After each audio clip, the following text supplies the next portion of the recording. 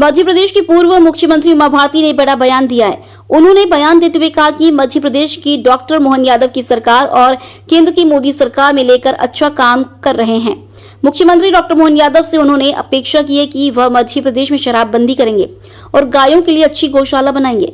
मुख्यमंत्री डॉक्टर मोहन यादव पढ़े लिखे काबिल मुख्यमंत्री हैं, जिन्हें एक महत्वपूर्ण जिम्मेदारी मिली है और मुझे उम्मीद है कि वह अभी विदेश दौरे पर है। वहां एमओयू साइन करेंगे, प्रदेश में निवेश लेकर आएंगे।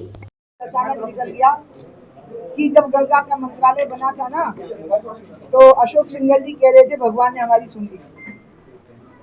बस उससे मेरे को अचानक लगा कि मुझे आपसे बात करना है और मुझे एक वहां से निकलना था, तो मुझे लगा ये तो भगवान की वाणी है और इसलिए मैंने आप लोगों को आमंत्रित किया।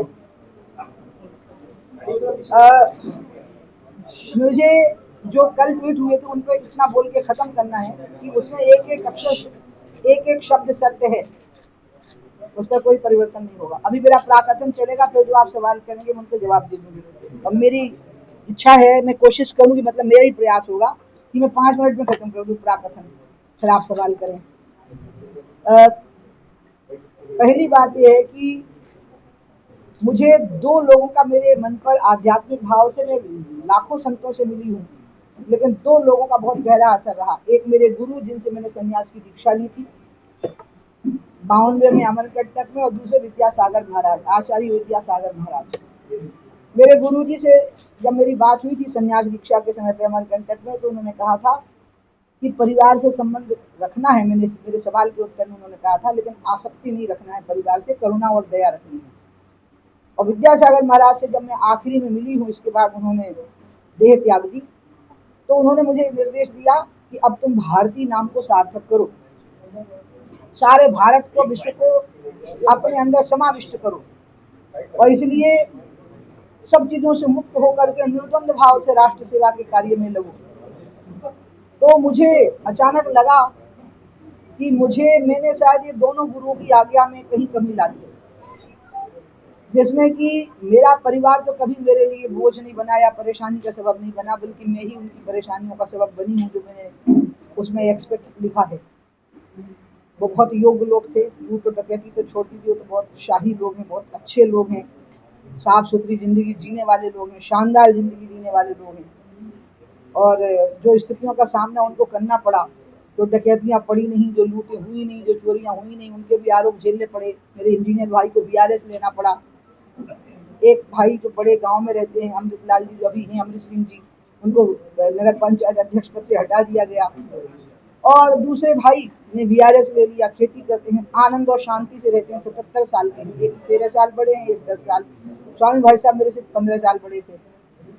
और 2 भाई अब नहीं रहे, 2 भाई नहीं है और एक बहन नहीं है, लेकिन वो पूर्ववर्ती परिवार है और मैं उनको बदले में कुछ नहीं दे सकी, सिर्फ गर्व प्रदान किया है उनके परिवार में पैदा होने का गर्व, कि वो गर्व से कह सकते हैं कि उमा हमारी वंश की बेल है। इसके अलावा तो मैंने उनको सिर्फ कष्ट दिए, उनको सिर्फ कष्ट दिए। 2 बच्चे जो जिंदगी में आ गए थे, उनने भी मुझे आनंद दिया।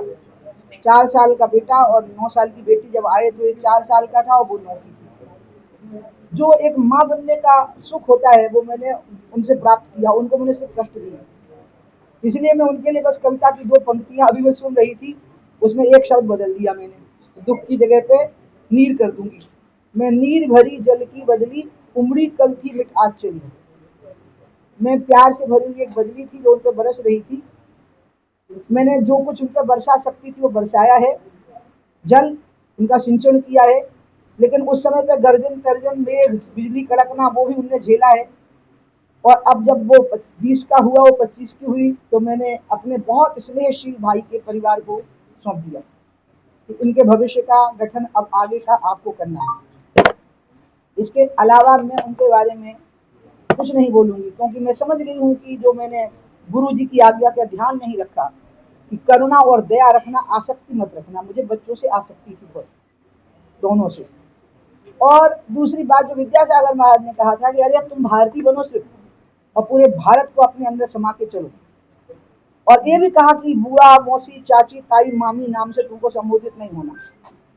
बोलो क्या नाम सुनना चाहती हो? उन्होंने मेरे को कहा क्या सुनना चाहती हो, तुम्हें किस संबोधन से संबोधित किया जाए, आज तय हो जाए। महाराज ने कहा मुझे बीना सागर जिले में एक जगह और बीना है शायद उसका नाम, नहीं रहेली में थे शायद महाराज।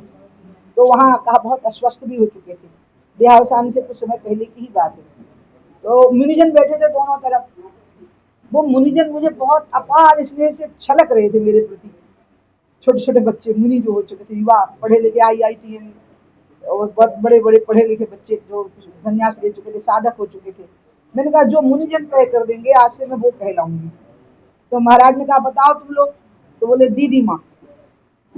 ये दीदी माँ है, दीदी भी है और माँ भी है। मैं दीदी माँ ही मुझे रहना है, इसलिए मुझे कोई बुआ मौसी नहीं बोल पाएगा। चाची मामी तो हो ही नहीं सकता, शादी नहीं करी, संन्यास ले लिया, बुआ मौसी नहीं बोल पाएंगे। इसके साथ परिवार की बात पर मैं खत्म करूंगी। आप कोई सवाल करेंगे तो मैं उसका जवाब दे दूंगी। अब मैं दूसरी बात पर आऊंगी।